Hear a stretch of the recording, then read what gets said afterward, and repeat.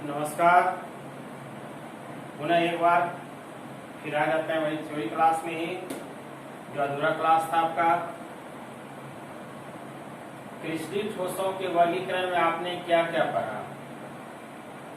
पहला आपने पढ़ा आयनिक ठोस, दूसरा आपने पढ़ा परमाणु ठोस, इसको परमाणु ठोस कहिए। तीसरा आपने पढ़ा आणविक ठोस। वह आणविक ठोस ये कितने प्रकार था? 3 प्रकार, जिसमें से आपने एक का पढ़ा, पहला प्रकार पढ़ा ध्रुवीय आणविक ठोस, दूसरा आपने पढ़ा अध्रुवीय, ध्रुवीय का उल्टा अध्रुवीय। अब जो बचा हुआ था क्लास, उसका नाम है हाइड्रोजन बंध युक्त आणविक ठोस। हाइड्रोजन बंध युक्त आणविक ठोस, हाइड्रोजन बॉन्डेड मोलिकुलर सॉलिड्स। चलिए पुनः कॉपी कलम निकाल लीजिए और हेडिंग जल्दी से लिखिए, इसकी डिफिनेशन हम दिखाएंगे। जल्दी कीजिए, जरा जल्दी से निकालिए। हेडिंग लिख लीजिए आप, हाइड्रोजन बंधयुक्त आणविक ठोस, hydrogen bonded molecular solids.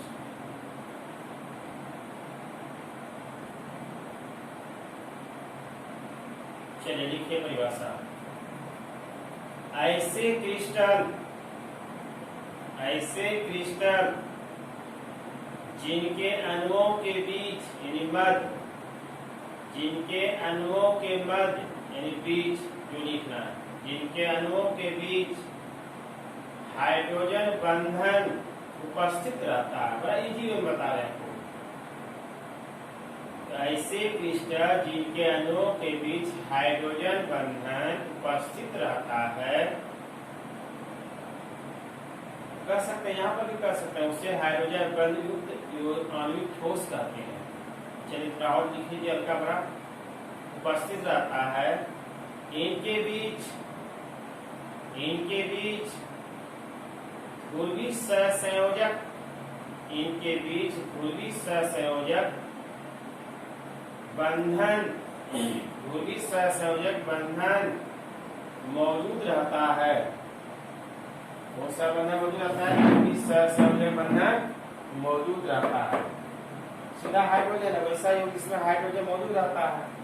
H2O, example बर्फ, वहां देखिए शुष्क बर्फ था CO2, सीधा बर्फ है तो क्या है? H2O। ठोस अमोनियम NH3, ETC दे दीजिए। हो गया आणविक ठोस के तीनों प्रकार कंप्लीट हो गया। अब इसके बाद चौथा होगा सहसंयोजक ठोस, जिसका इंग्लिश होगा कोवैलेंट सॉलिड्स, और इसी का दूसरा नाम होगा नेटवर्क ठोस। नेटवर्क जाल की तरफ फैला रहता है, नेटवर्क सॉलिड्स, जिससे भी ऑब्जेक्टिव कभी का पूछा जाता है। सहसंयोजक ठोस या नेटवर्क ठोस, ये सब आपने सहसंयोजक, वैद्युत संयोजक, केमिकल बॉन्डिंग आपने 11 क्लास में पढ़ा है। ये 11 का चीज है। अब सीधा लिखने जानिए कि सहसंयोजक होता है क्या, कि एक इलेक्ट्रॉन जब किसी को आप देंगे, वह भी आपसे इलेक्ट्रॉन लेगा, जितना देंगे उससे उतना लेगा। तो इसे बंधन को सहसंयोजक बंधन कहा जाता है। साथ साथ अब वैद्युत संयोजक देता था, लेता नहीं था। चलिए आपने है सहसंयोजक ठोस, कोवैलेंट सॉलिड, इसी का दूसरा नाम है नेटवर्क ठोस। चलिए डिफिनेशन लिखिए। सहसंयोजक ठोस में परमाणु एक दूसरे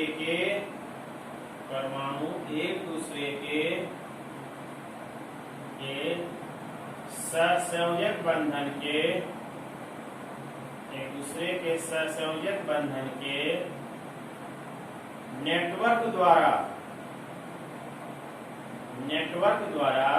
जुड़े रहते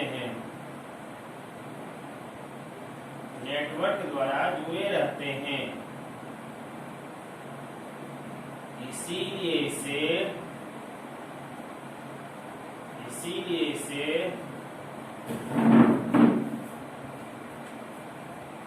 इसीलिए इसे विशाल अणु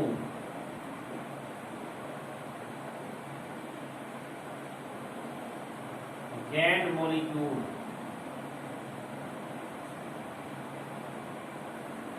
इसीलिए इसे विशाल अणु कही जाती है या विशाल अणु भी कहा जाता है। वो देगा ऑब्जेक्टिव में सहसंयोजक ठोस या नेटवर्क ठोस को दूसरे तरह से कौन सी अणु कही जाती है? विशाल अणु। इसमें कौन सा बंधन मौजूद रहता है? सहसंयोजक। लिखिए, इसके बाद लिखिए, एक लाइन और लिखिए, इनके गलनांक और क्वथनांक, इनके गलनांक और क्वथनांक उच्च होते हैं, अधिक होते हैं, उच्च होते हैं। ये अत्यंत कठोर होते हैं, ये अत्यंत कठोर होते हैं। चलिए इसके बाद एग्जाम्पल, हीरा, ग्रेफाइट, क्वार्ट्ज या सिलिका जो बालू कहते हैं SiO2, सिलिकॉन कार्बाइड यानी सिलिकॉन SI कार्बाइड से ETC दे दीजिए। लिखिए,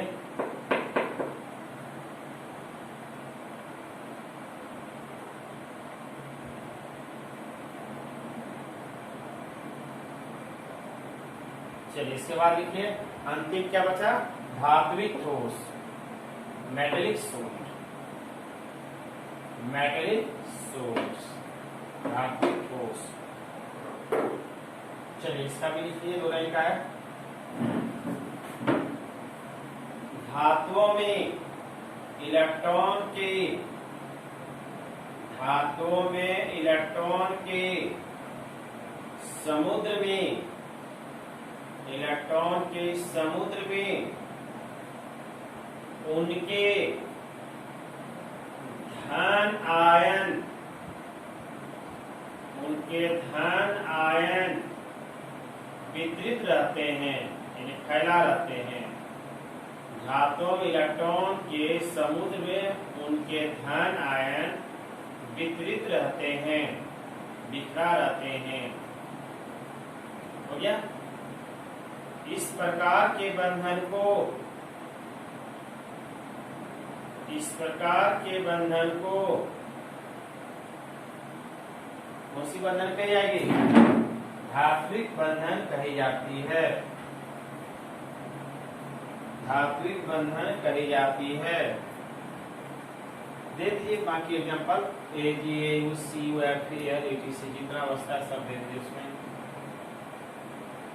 अब हमने कहा कि धात्विक आयन बिखरा रहता है धात्विक ठोस में। चलिए हमने इस प्रकार का लिया। अब देखिए कैसे होता है, इस तरह से बिखरा रहता है।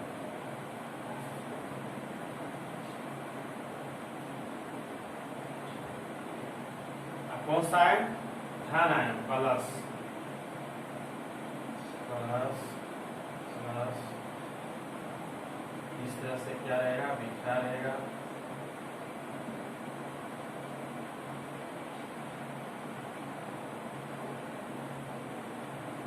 इस तरह से इसमें क्या करना है? बिखरा रहता है। इसलिए ऐसे बंधन को मेटेलिक सोलिड के नाम से जाना जाता है। बताइए, एक बार पुनः रिव्यू करा देते हैं हम आपको कि आपने क्रिस्टलिक ठोसों के वर्गीकरण को कितने भागों में देखा? 5 भागों में। पहला क्या था? आयनिक ठोस। दूसरा क्या था? परमाणुविक ठोस। तीसरा क्या था? आणविक ठोस। चौथा क्या हुआ? सहसंयोजक ठोस या नेटवर्क ठोस। नेटवर्क ठोस। अभी हमारा और आपके बीच में क्या है? नेटवर्क के द्वारा जुड़ा हुआ। अगर नेट नहीं रहता, यह सब जो हम लिख रहे हैं बोर्ड पे, जो समझा रहे हैं, आपके बीच कैसे पहुंचता है? इसी तरह से यह सहसंयोजक जो होता है, साथ बंधन जो होता है सोडियम का, वो अभी नेटवर्क, उसको दूसरा नाम होता है नेटवर्क।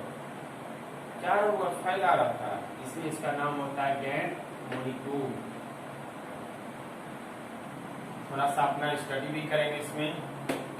धात्विक ठोस मेटलिक सॉलिड, इसके जो घन आयन होते हैं वह क्या रहते हैं, बिखरे हुए रहते हैं, तो इससे बंधन को मेटलिक सॉलिड के नाम से जाना जाता है। वो सब क्लियर हो गया। अब आपका जो कल से नेक्स्ट क्लास होगा, नेक्स्ट वीडियो जाएगा, उसमें आपका long question, short question, objective या तीनों के लिए इम्पोर्टेंट होगा। बड़ा ध्यान से सुनेंगे, समझेंगे, हमको जहाँ तक होगा क्लियरेंस करते चले जाएंगे। बाकी आपका सेल्फ स्टडी सबसे अच्छी पढ़ाई होगा। चलिए, धन्यवाद, थैंक यू।